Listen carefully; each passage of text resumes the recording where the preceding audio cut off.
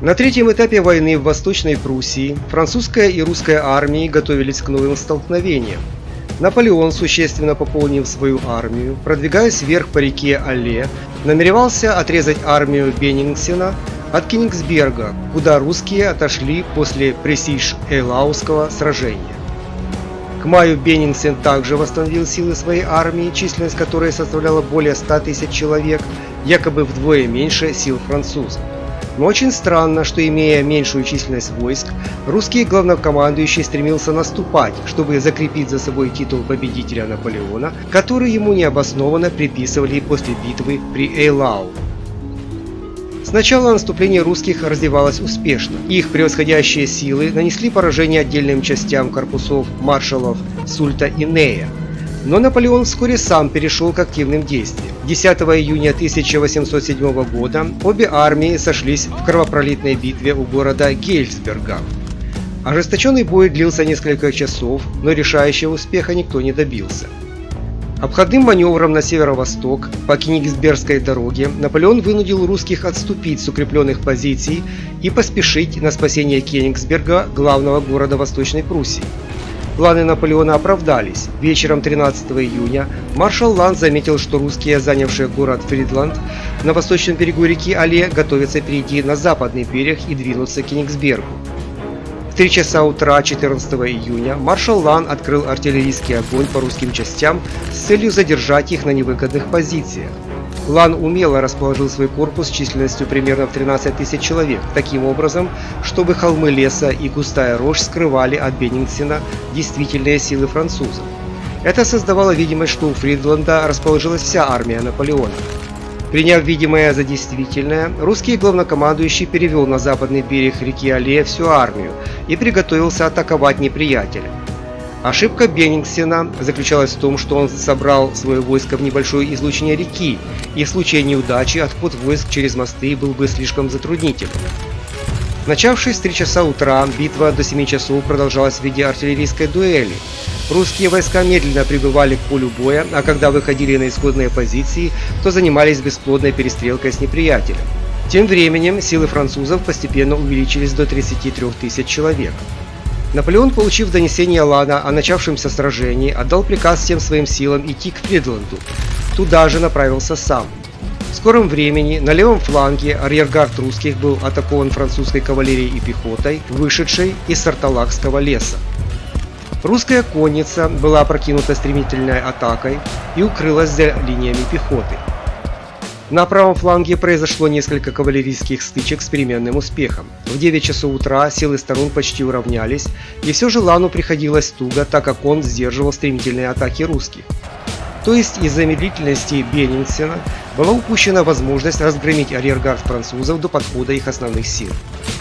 Подоспевший к 12 часам дня Наполеон оценил недостатки русской позиции и наметил ударом по их левому флангу, которым командовал генерал Багратион, отрезать русских от переправ и уничтожить. Когда к 17 часам подошли корпуса Нея и Виктора, а также гвардия, развернулась грандиозная битва. Стоявшие на левом фланге французов маршал Мартье и командовавший центром Лан получили приказ сдерживать атаки генерала Горчакова. Эта задача облегчалась тем, что Мартье занимал укрепленные позиции в деревне Гересдорф, а Лан еще с ночи укрепился на возвышенности Постелен.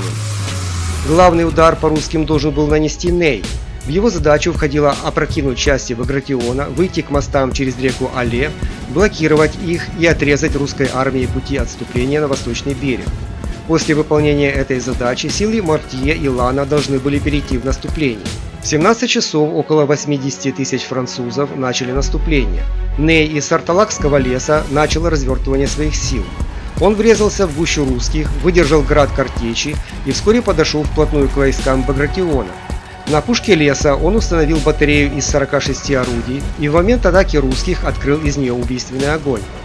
Сначала войска левого фланга русских остановили неприятеля, часть корпуса Нея полегла в схватке, но в конце концов действия артиллерии и контрудары французов опрокинули русских.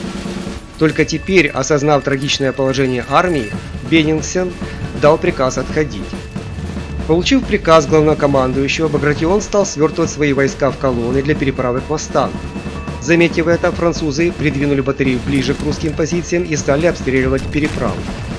Когда все русские начали отступать к мостам, на улицах города от стеснения происходил величайший беспорядок, который умножал потери от обстрела артиллерии. Видя приближение вражеской пехоты, измайловские и павловские гренадерские полки неоднократно ходили в контратаки, но были вынуждены отступить под огнем противника. Сдерживая напор французов, Багратион все же провел свои войска к мостам. К 20 часам вечера Ней вошел в город, захватил замок Фридланд, но овладеть переправами не сумел, так как русские, отступая, подожгли их.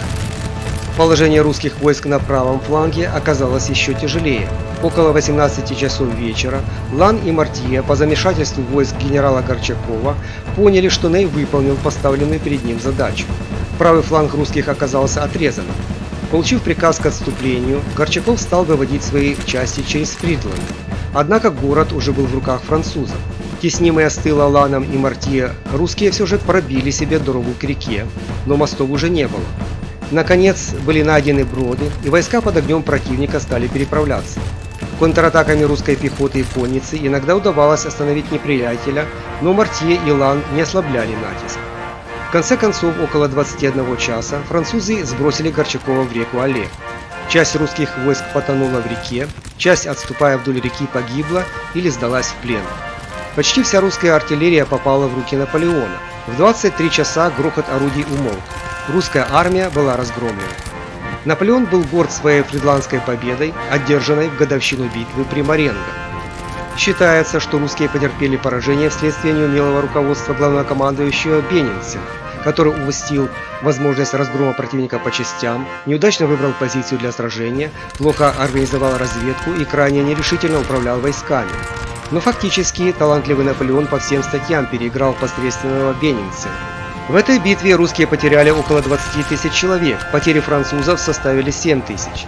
Почти треть русской гвардии была истреблена, войска были деморализованы, утомлены и не желали воевать.